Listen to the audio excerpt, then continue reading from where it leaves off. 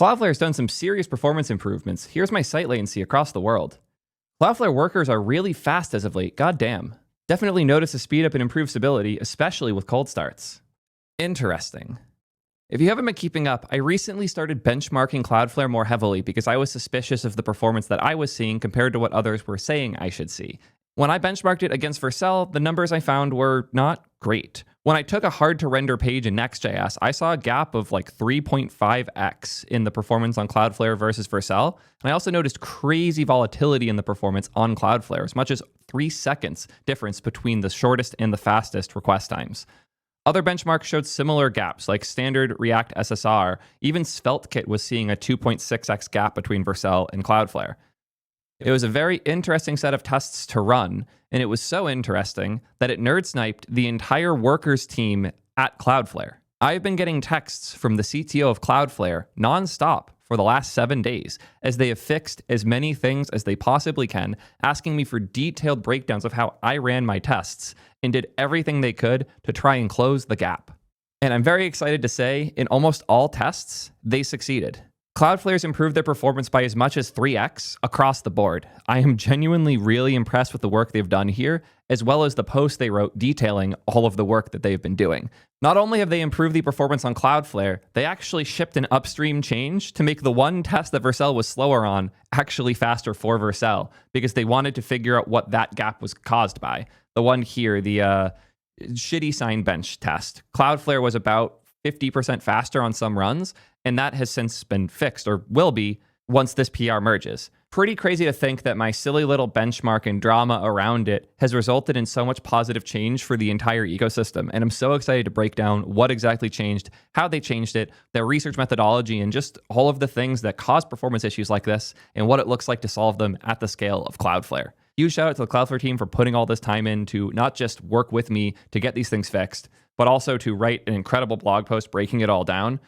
As you guys know, though, Cloudflare does not pay me a single cent. Do you know who is paying me, though? Today's sponsor. It feels like everyone needs GPUs nowadays, but getting them is really hard. Getting them running how you want is even harder, unless you use today's sponsor, Modal. These guys have figured out GPUs at scale, both the developer experience and the actual reliability and resilience of the things you're deploying. That's why companies like Scale, Lovable, and more all pick to build on top of Modal. You can define what you're looking for in code. You can literally just say what GPU you want and it will spec it out for you. They also actually run reliably, which is not as easy a guarantee as you might imagine. Some of these model files that you're loading on these platforms are literally hundreds of gigs. So getting a quick response time is far from a guarantee. They actually can guarantee it because their infra is actually really good. You're not charged for GPUs you're not using. Everything scales up and down accordingly. So you don't have to worry about specing out an H100, accidentally leaving it on and getting a $100,000 bill at the end of the month. And good observability is super underrated for things like this. Actually seeing how much you're using and how much money it's costing is not trivial at all. And if you're not sure, it's free to get started and you get $30 a month of free credit. Yes, really. $30 a month of GPU you can just throw at whatever you want. What do you have to lose? Check them out now. It's soydev.link/modal. Unpacking Cloudflare workers, CPU performance benchmarks. Before we go into Cloudflare's post, I wanted to make a bit of a silly call out. They were not the first to do a blog post about my benchmark. Vercel beat them to the punch on October 9th. They put out their bench. And in this one, they shared my numbers, which was really cool to see, like, a company I respect a lot, Vercel, doing a post calling out my information here. But I would expect they're going to have to edit it soon because the numbers are very different now. Sorry, guys. Another really funny fact is that I was at ReactConf talking with Guillermo and Tomo and a few other Vercel people when I got a phone call out of nowhere from Dane, the CTO of Cloudflare, and ran off to chat with him where he revealed to me how much work they were doing on all of this. It seems like they just had everyone going for like a week. I've seen people refer to this as like Cloudflare Performance Hack Week, which I think is genuinely really cool. It was an absolute pleasure to watch Cloudflare engineers go heads down last week to make workers faster. Huge speed improvements for workers and some real performance improvements upstream to Node and V8 at the same time. Pretty fun. No planning, no Jira tickets, just got in a room and fixed stuff for a week. And Diaga is one of the legends from the Node team that now works at Cloudflare, also got a ton of work done throughout all of this. Really cool stuff. Enough dilly-dallying, let's go into the post and occasionally drop memes throughout. On October 4th, independent developer Theo published a series of benchmarks designed to compare server-side JS execution speed between Cloudflare Workers and Vercel, a competing compute platform that's built on Lambda. Initial results showed Cloudflare Workers performing worse than Node on Vercel at a variety of CPU-intensive tasks, by a factor of as much as 3.5x. We were surprised by the results. The benchmarks were designed to compare JavaScript execution speed in a CPU-intensive workload that never waits on external services. But both Workers and Node are using the same underlying JS engine, which is V8, the open source engine from Chrome. Hence, one would expect the benchmarks to be executing essentially identical code in each environment. Physical CPUs can vary in performance, but modern server CPUs do not vary by anywhere near 3.5x. Something I should have clarified in my original video that I'm sure we'll touch on in a little bit is a big part of why the React stuff in particular was such a huge gap wasn't just like CPU or virtualization level stuff. It's the fact that web streams are not as good as Node streams. I've heard a lot from enough people to say that relatively confidently that the performance and API for doing streams in Node is meaningfully better than the web standard version, because the web standard version was built for in the browser. It does not work as well on the server. And as such, anything that's polyfilling Node streams to web compat streams is not going to perform great. And that's a thing they confirm later on. I should have mentioned that more thoroughly in the original video. My bad on that. Anyways, we discovered a wide range of small problems that contributed to the disparity, ranging from some bad tuning in our infra to differences between the JS libraries used on each platform to some issues with the test itself. Admittedly small issues, and once they were fixed, it didn't change too much, but I do commend them for noticing this and filing PRs. We spent the week working on many of these problems, which means that over the past week, Workers have gotten better and faster for all of our customers. We even fixed some problems that affect other compute providers, but not us, like an issue that made trigonometry functions much slower on Vercel. This post will dig into all the gory details. I am so excited. It's important to note that the original benchmark was not representative of billable CPU usage on Cloudflare, nor did the issues impact most typical workloads. Most of the disparity was an artifact of the specific benchmark methodology. That was the point, but yeah. That said, there are real workloads that have noticed a difference, as I was quoting earlier from people like Wacko. A lot of the cold start changes and overall latency fixes that they made are really useful overall. I just remember this isn't the first time I've shitposted my way into meaningful changes on Cloudflare. I complained a while back about the weird routing issues that Cloudflare would have, where it would route your traffic to an edge or an instance that wasn't in the country the traffic was coming from.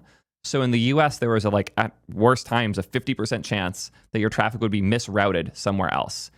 You can see in the screenshot that's from September 5th, so a bit over a month ago, that at the worst times of day, over half of traffic, almost 80% of traffic, was being routed from North America to Europe because that's just where the isolates were being spun up. It was really, really bad and caused crazy round trip time problems. But through me and others complaining about this, they were able to fix it, and now on every plan, even the free plan, this problem's been resolved. This was pretty consistent on all of the plans before, unless you were up to the Argo or the Enterprise Spectrum plans. Even Business, Pro, and Enterprise were having this. So cool to see them making these changes. They care a lot, and it's cool that now that they're being held a little more accountable publicly to it, they're putting the time in.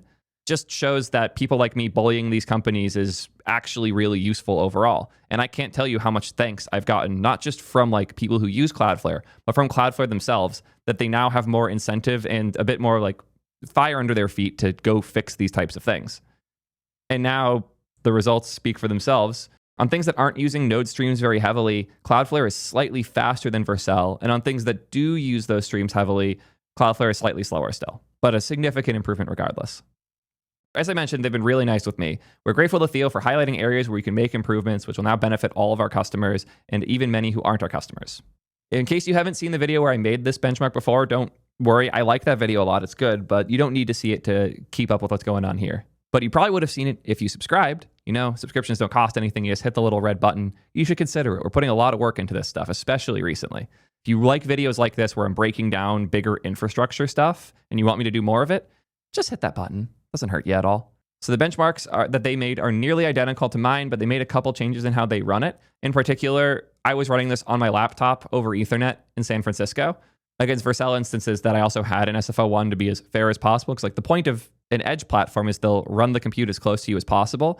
But also, since the edge platform was preventing me from calling performance.now to see how long it took on their side, this happened. Yeah. Oh, thank you, Jamin. I forgot about this. I complained a lot about the Cloudflare templates for TypeScript back in the day, over a year ago now. And not only did they fix this almost immediately as a result, Rita ended up coming over to my studio and chatted with me and Ben for like, or me, Mark, and I think Ben was there too. We just chatted for like probably 2 to 3 hours and like went in on this. And she took, I think, 7 pages of notes. I have felt really listened to by Cloudflare in general. They've been awesome to work with. Anyways, back to the article. Their benchmark wanted to be a little easier to repro, so they chose to instead run everything in US East 1 on AWS, invoking Vercel on their region there, which is the same building. We felt this would minimize any impact from network latency. Because of this, Vercel's numbers are slightly better in our results than they were in Theo's. Yep. We chose to use Vercel instances with 1 vCPU instead of 2. That's fair. I just wanted to bump to the highest possible box for it, but even Malta, the CTO of Vercel, has said publicly that using a single CPU or vCPU wouldn't have been any different anyways. Next can't use more than 1 CPU. I wish. Yeah. And we made some changes to fix bugs in the test, for which we submitted a pull request. Yep, I already merged that one. Theo's benchmarks covered a variety of frameworks, making it clear that no single JS library could be at fault for the general problem. I knew it was worth the extra effort to do this. I was originally going to film the video as soon as I had the Next.js bench, but I was like, nah, I don't want people making this about Next because they're going to immediately say, oh, that's because Vercel made it so Next only works well on their platform. So I instead put it on a bunch of other things as well and made Ben come over at like midnight to make it on Svelte for me. Yeah. Clearly, we needed to look first at the worker runtime itself, and so we did, and we found 2 problems. Not bugs, but tuning and heuristic choices, which interacted poorly with the benchmarks as they were written. The warm CPU piece in particular was hitting me really hard, and apparently was hitting others too, because I think this is one of the bigger changes. Last month, they put up this post about eliminating cold starts. I don't know how in the weeds I want to go here, but I guess we'll start here. So if you don't already know the difference between a worker isolate on Cloudflare and a Lambda and a actual node process inside of a VM on Vercel, highly recommend watching the previous benchmark video. I go really in depth on it in there. FaZe put a timestamp up for whenever that happens in that video. We'll have a link in the description too. So the super basic version of this is that Vercel and platforms like it, like just using Lambda directly, has 1 VM per request. Fluid makes that a little blurrier, but think of it as like when you ship code and you have an endpoint and nobody's hitting it at the time, and then somebody makes a request, a full VM, like a full Linux instance, has to spin up to process that request. Versus on Cloudflare, where you're using actual isolates in V8. Vercel's virtualization is below the JavaScript engine, where they virtualize the operating system, then the engine, then your code's on top. Cloudflare has the VM and the V8 instances shared across different requests, across different developers, across different everything. And then what loads on Cloudflare is your code into an isolate, which means that the actual virtual machines are shared. Hypothetically, that should mean there's no cold start, right? Because the reason cold starts happen on platforms like Vercel is because that Linux instance has to spin up. And if there's one already spun up from a previous request that's not busy, the next request can just hit that, and now you're not waiting for the box to spin up, which is why you can have some requests take like half a second to initialize, and other ones won't. Depends a lot on like how much code you're shipping, how much customization you've done, a lot of other little details. You get the idea though. But isn't the whole point of the isolates that Cloudflare doesn't have cold starts? Kind of. Not having to spin up the Linux instance helps a lot, but you still have to load the JavaScript code. If a request comes in on a region that your code hasn't run in for a while, now Cloudflare has to go fetch your code and then put it in the isolate in order to run. And that can take some time. If it turns out there's another isolate that already has your code in it that's close enough, going a bit further a distance to hit that might be faster than spinning up the code in an instance that's closer. On top of that, if you have a request that takes, I don't know, half a second to run, and somebody's about to finish their last request, it might be better to wait for their request to finish and then have the next one go on the same isolate than to go spin up the code again from scratch. Like if your average request time is, let's make it a bit more realistic. You have a 300 millisecond average request time, and you have your isolate spin up time at 80 milliseconds. If 2 people start a request at the exact same time, it's probably better to spin up a new isolate before doing the next request. Because the first request will look like this, 80 milliseconds for the spin up, then 300. And if this next request comes in, I don't know, here, let's say, that next request coming in probably is better to just put it on a new isolate. But if that next request comes in here, where this one's almost done, your choices are spin up this isolate and run their request, or just wait till it's done and use the same isolate, and you'll end up with less wait time overall. So Cloudflare was starting to do this more often. They would try to reuse this one isolate that already exists when you had little enough traffic for it, or when you had enough traffic but a better understanding of like how long requests took, to try and route and queue requests to an existing isolate to reduce the number of these small but meaningful cold starts you would hit. And on a benchmark like mine, you're going to hit these a lot, especially because I am randomly doing like 100 requests in a very short window. It was aggressively hitting this.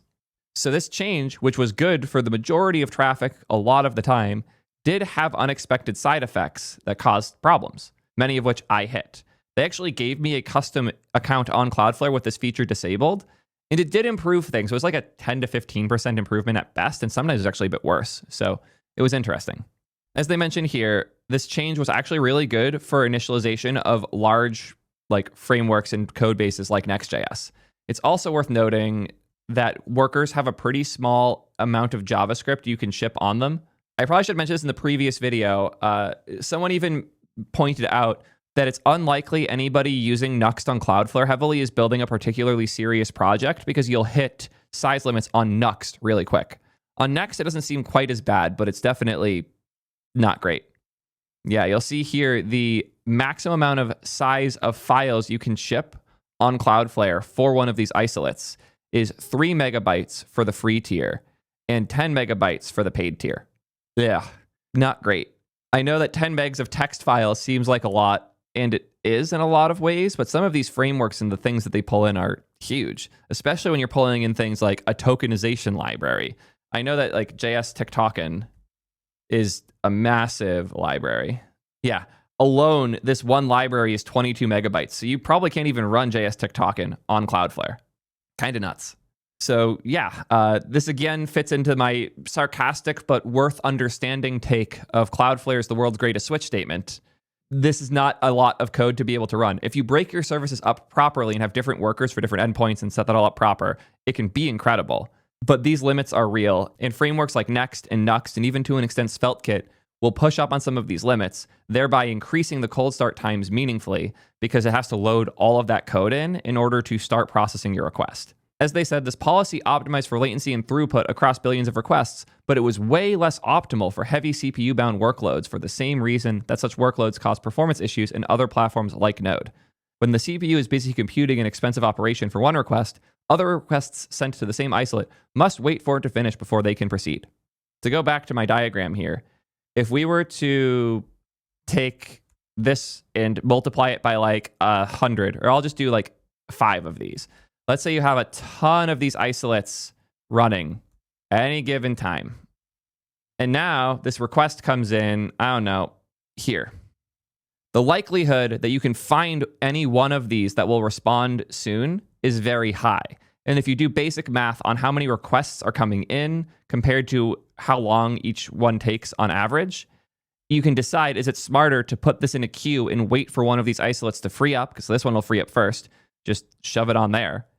Or is it better to spin up a new one because there's so much traffic in the queue, it's time to just start spinning up new isolates? This gets a lot easier when you have enough traffic going on. When you have little amounts of traffic, like when you're a zero-user Andy, you're doing a benchmark like I am, or you're prototyping and building a new project, it gets a lot harder to take advantage of this new behavior. And apparently, some of the bigger deals that Cloudflare's been trying to get have had problems because they're talking with people at these companies and they're seeing worse performance from this new behavior because they just don't have any real traffic yet because they're playing around with it still. Their current system uses heuristics to detect when requests are getting blocked behind each other and automatically spin up more isolates to compensate. However, these heuristics are not precise, and the particular workloads that I generated in my tests, in which a burst of expensive traffic would come from a single client, played poorly with our existing algorithm. So the benchmark showed much higher latency and also the variability part, which was really, really bad. As I mentioned before, the variability was awful, like 3+ seconds. And I mentioned this in my video that the gaps in how much CPU time was used versus how much actual wait time occurred were randomly massive. I didn't understand why. It makes a lot of sense that it is this cold start behavior. It's important to note that as a result of this problem, a lot of the benchmark was not actually measuring CPU time. Pricing on the worker platform is based on CPU time. So the actual code running is what you're charged for, like the CPU invocating. And on these requests where there was like 3 seconds of variability, this was the isolate waiting for a previous request to finish before the next one could start. So you're not billed on that at all. So I did some rough napkin math, and it cost about 85 cents to run all of the benches thoroughly on Cloudflare versus $2.47 on Vercel. What was particularly funny is that the bandwidth was the biggest cost on Vercel at $1.44. And if you subtract that, the cost actually gets way closer. It's like 85 cents versus about $1. But Cloudflare doesn't charge for bandwidth, so the win does go to them, but I thought that was worth noting.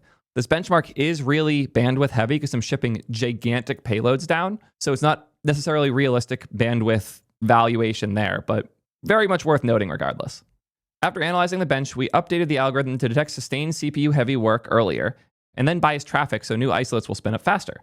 The result is that workers can more effectively and efficiently auto-scale with different workloads applied.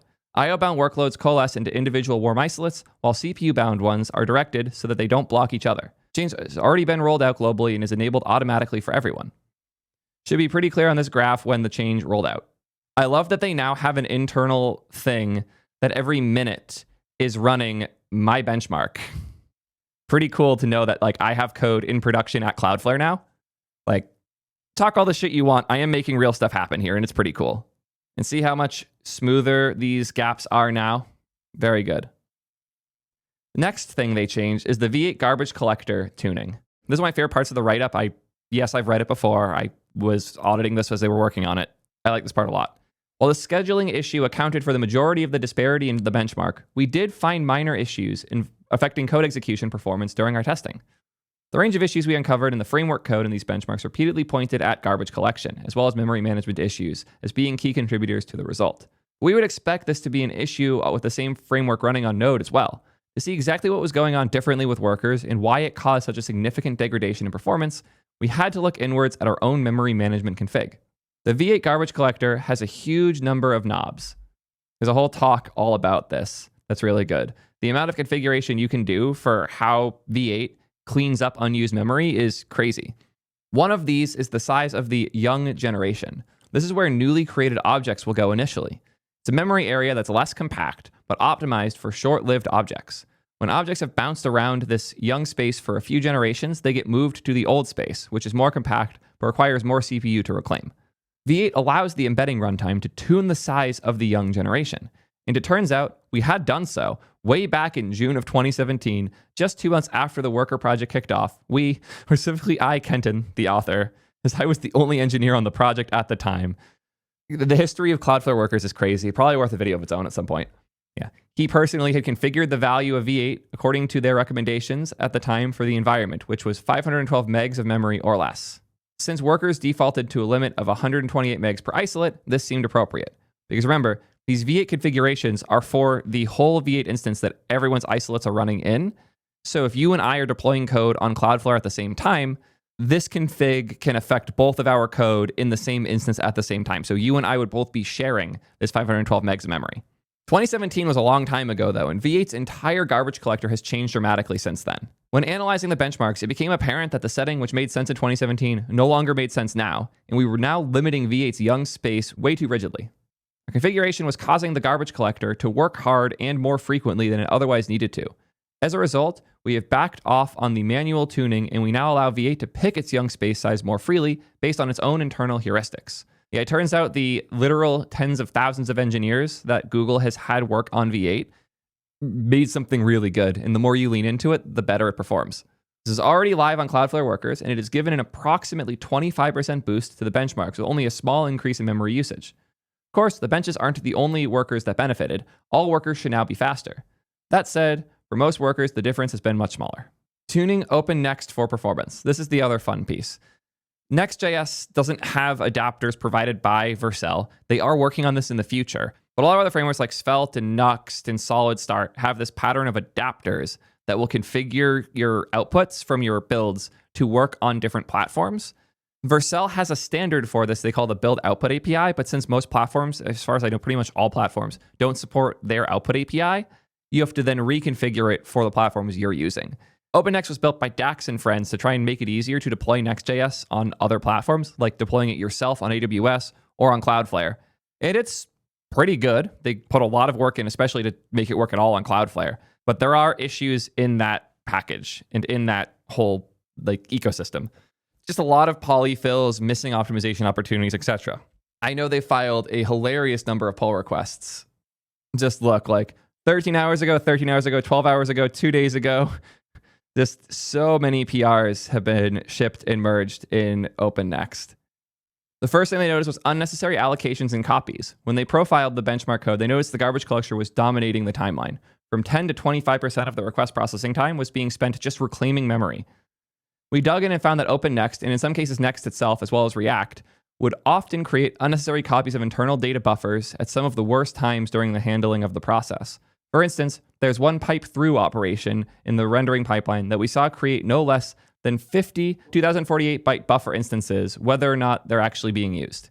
We further discovered that on every request, the Cloudflare OpenNext adapter has been needlessly copying every chunk of streamed output data as it's passed out of the renderer and into the worker runtime to return to users. Given the benchmark returns a 5 megabyte result on every request, that's a lot of data being copied. In other places, we found that the arrays of internal buffer instances were being copied and concatenated using buffer.concat for no other reason than to get the total length of bytes in the collection. That is, we spotted code of the form getBody.length, so they were calculating the whole body and copying it to a new instance just to get the length of it. The getBody would concatenate a large number of buffers into a single buffer, return it without storing it anywhere. So all the work was being done just to read the length. Not intended, easy fix, easy win. We started opening a series of pull requests in OpenNext to fix these issues and others in hot paths, removing some unnecessary allocations and copies. That's a good set of PRs. 1, 2, 3, 4, 5, 6, 7, 8, 10 so far, and I have a bad feeling they're going to do more. Oh, they said it here. We're not done. We intend to keep iterating through OpenNext code, making improvements where they're needed, not only in the parts that run on workers. Many of these improvements apply to other OpenNext platforms. The shared goal of OpenNext is to make Next as fast as possible, regardless of where you choose to run your code. Another big piece, I talked about this earlier, is the inefficient stream adapters. They won't say that web stream API is bad. I have it on enough record from enough people way smarter than me that it probably is. Regardless, this is what they've had to say. Most of Next's code was written to use the Node.js API for byte streams. Workers, however, prefer the web standard Streams API and use it to represent HTTP requests and response bodies. One other fun thing is I almost forgot this. In React 19.2, which I also did a video breaking down, they added support for non-Node.js streams, finally. Previously, it only had Node stream support, and now it has, but not just render-readable stream, but pre-render, support for web streams. Back to Cloudflare. This necessitates using adapters to convert between the two APIs. When investigating the performance bottlenecks, we found a number of examples where inefficient stream adapters are being needlessly applied. Like here, where we have stream as readable.toWeb, readable.from, res.getBody. The res.getBody was concatenating all of the chunks to copy accumulated chunks of data into a new buffer, which passes an iterable into the node stream.readable that was wrapped by an adapter that returns a readable stream. While these utilities do serve useful purposes, this becomes a data buffering nightmare since both node streams and web streams each apply their own internal buffers. Instead, we can simply do the following: readable stream.from chunks. This will return a readable stream directly from those chunks without additional copies, extraneous buffering, or passing everything through inefficient adaptation layers. You get the idea. They found other places within React and Next where they can make similar changes and reduce the amount of copying of data. So this code apparently seems fine, where we are queuing this set of chunks. But if these chunks are buffer or uint8 array instances, each instance ends up a separate read by default. So if a chunk is only a single byte or 1,000 bytes, it's always 2 reads. By converting this to a byte stream with a reasonably high watermark, we can make it possible to read the stream more efficiently. Interesting. They just put the type bytes here and attach a watermark. Cool. While it will be best for the rendering pipeline to be using byte streams and paying attention to the back pressure signals more, our implementation can still be tuned to better handle cases like this. So the bottom line, we got work to do. There are a number of improvements to make the implementation of OpenNext in the adapters that allow it to work on Cloudflare that we'll continue to investigate and iterate on. We've made a handful of these fixes already, and we're already seeing improvements. Soon, we also plan to start submitting patches to Next.js and React directly to make further improvements upstream that will ideally benefit the whole ecosystem. Speaking of benefiting the whole ecosystem, some big changes to JSON.parse happened. This is a function that we've talked about a lot on this channel. It's been very fun, and I have a feeling we have a lot more fun to have here. Sunil posted this wonderful meme about it. The classic dominoes falling.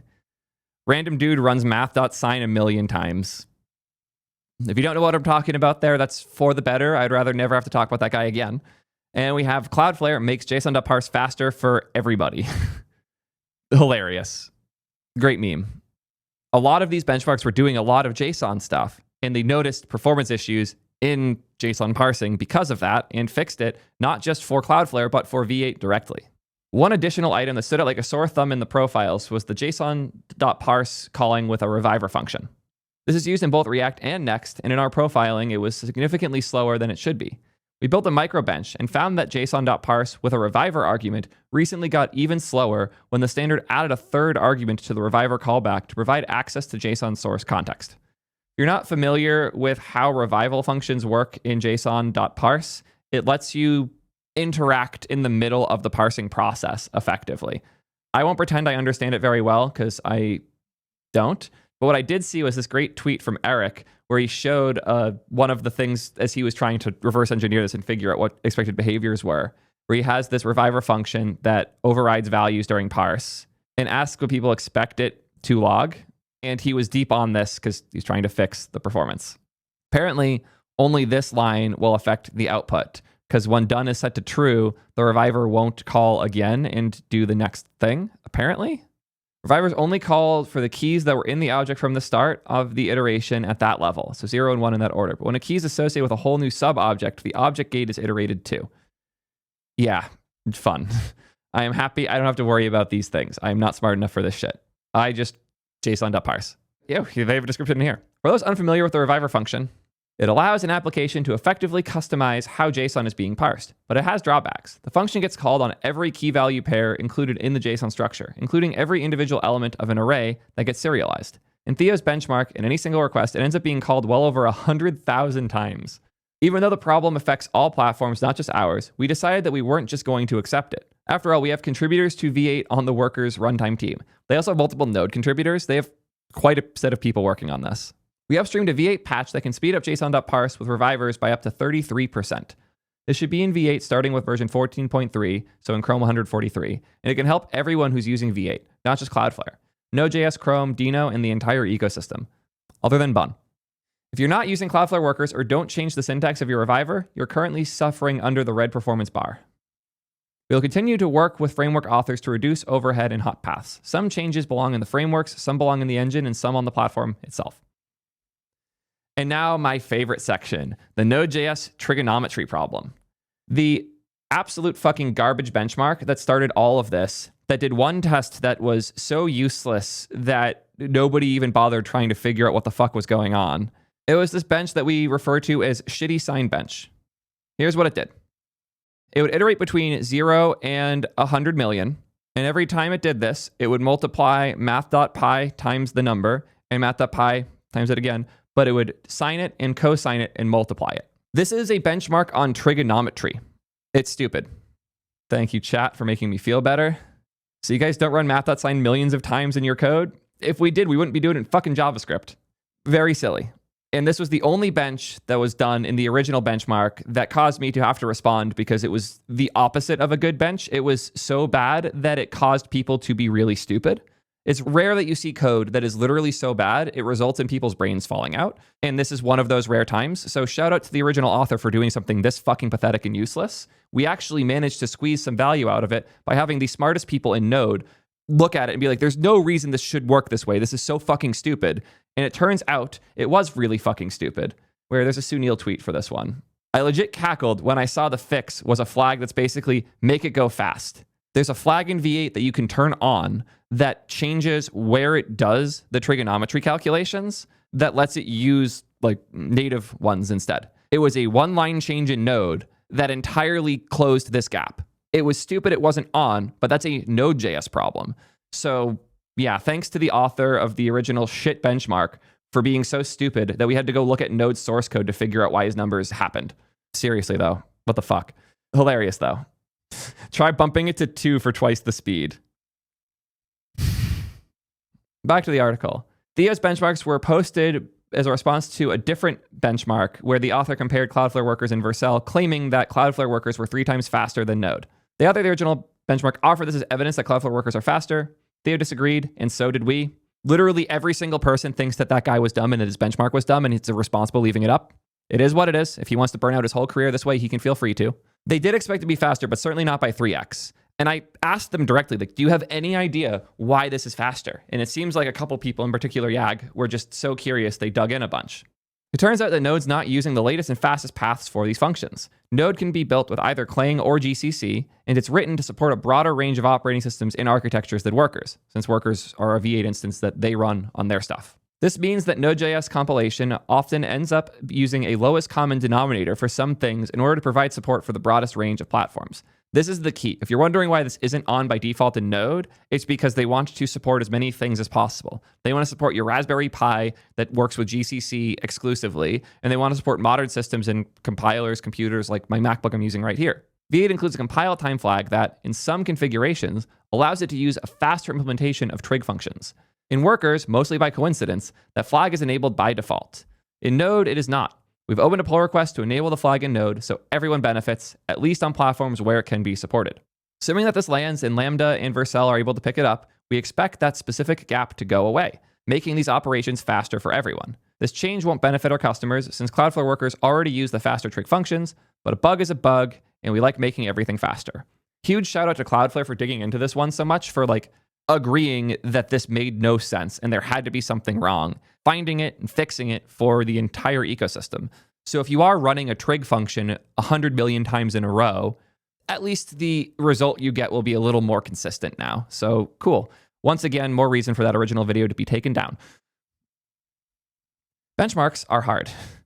Even the best benches have biases and trade-offs. It's difficult to create a benchmark that is truly representative of real-world performance, and all too easy to misinterpret the results of a benchmark that are not done well.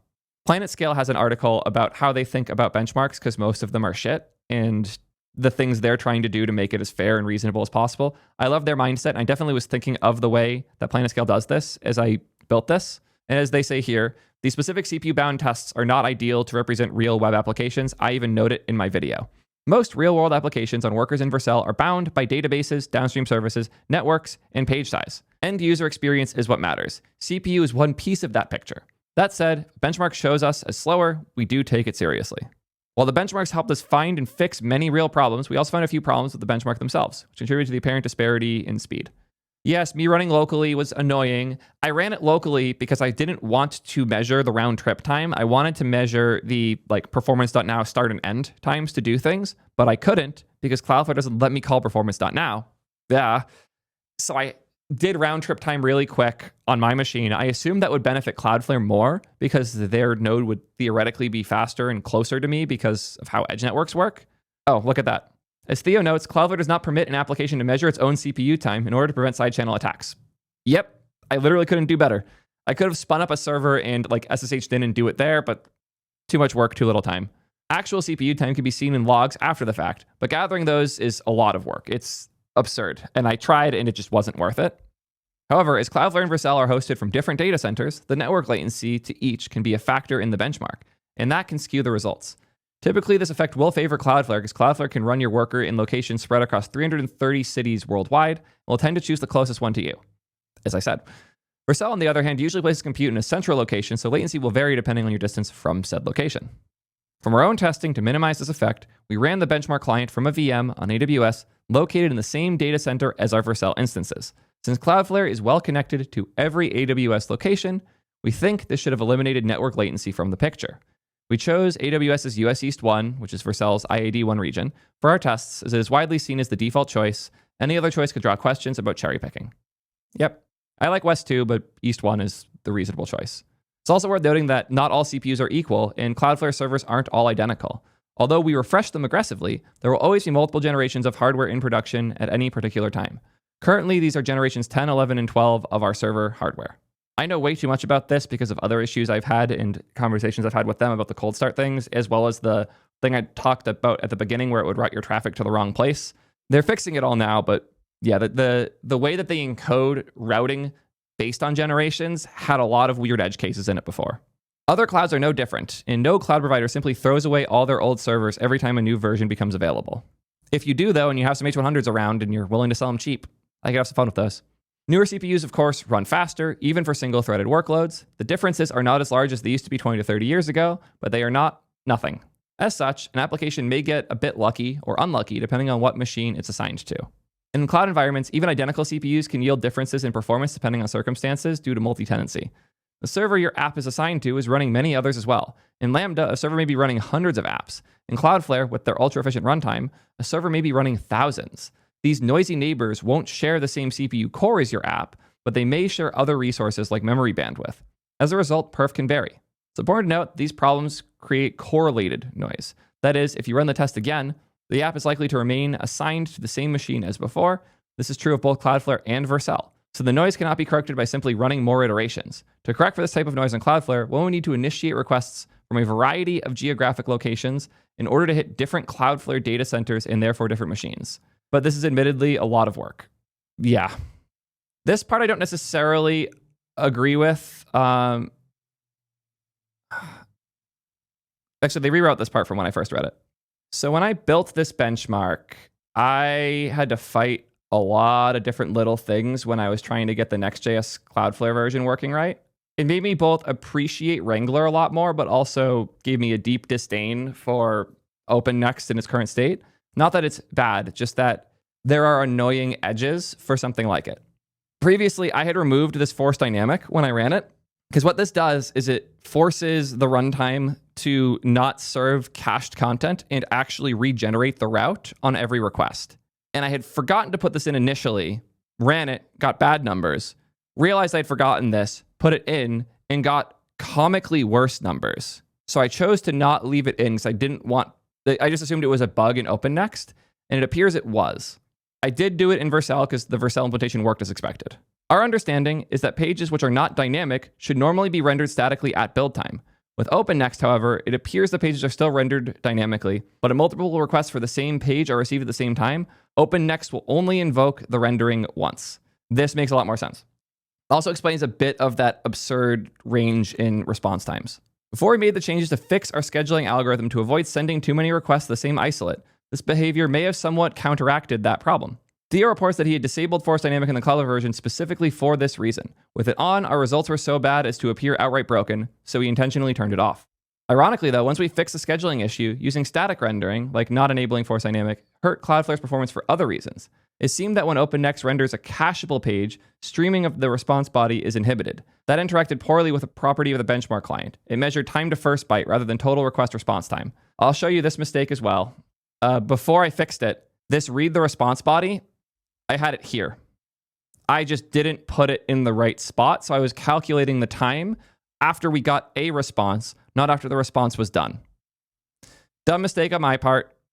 Makes a difference, not as big as you would have expected.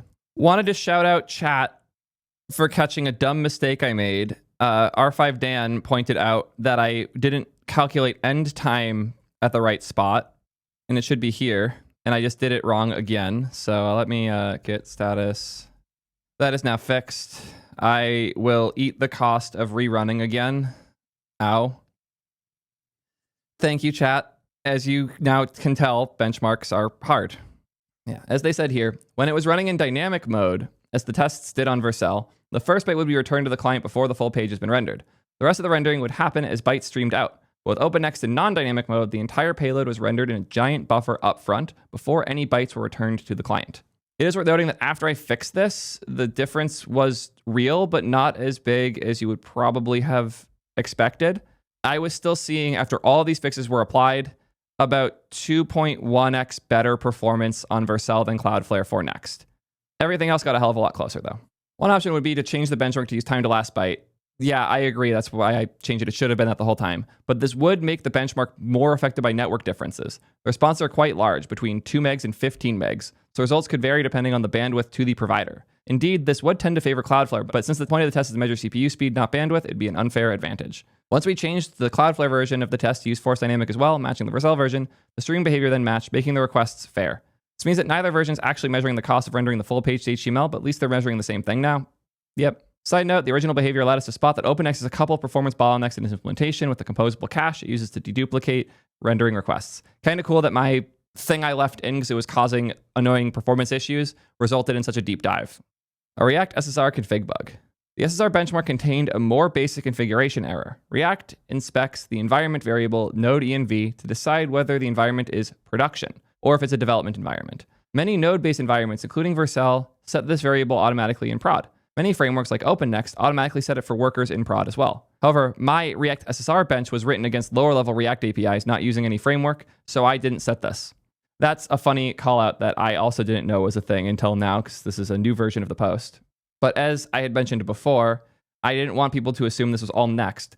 So I wrote my own from scratch vanilla React server component solution where I render to string a main, h1, and then the complex component that I import. I didn't want to deal with JSX parsing, so I just did it as actual create element calls. But it's the exact same code otherwise. The render to string piece here is how React handles doing this generation. And what I didn't know is that it checks in React for this node environment to know which version to use. Workers should absolutely be setting this variable automatically for all deployed workers, particularly when node compatibility is enabled. We're looking into doing this in the future, but for now we've updated the test to set it directly. So what's left? Our improvements to the worker runtime are already live for workers, so you don't need to change anything. Many apps will already see faster and steadier tail latency on compute-heavy routes with less jitter during bursts. In places where garbage collection improved, some workloads will also use fewer build CPU seconds. I might have saved a lot of money for people here too, which is cool. We also sent a pull request, which I had already merged, I'm pretty sure. Yeah, this had merged before this went out. We're far from done though. We still have work to do to close the gap between OpenNext and Next on Vercel, but given the other benchmark results, it's clear we can get there. We also have plans for further improvements to our scheduling algorithm so that requests are almost never blocking each other. We will continue to improve V8 and even Node. The workers team employs multiple core contributors for each project. Our approach is simple. Improve open source infra so that everyone gets faster, then make sure our platform makes the most of these improvements. And obviously, we'll be writing more benchmarks to make sure we're catching these kinds of issues ourselves in the future. If you have a benchmark that shows workers being slower, send it to us with a repro. We'll profile it, fix what we can upstream, and share back what we learn. Very good stuff. So cool to know that my benchmark resulted in this absurd level of change. Huge shout out to the Cloudflare team, not just for putting all the work in, but sharing all of the results of what they've done. This was a super cool breakdown. I enjoyed every minute of this. And maybe, just maybe, Cloudflare got a little more viable as a result of my shitposting. Let me know what you guys think. And until next time, peace nerds.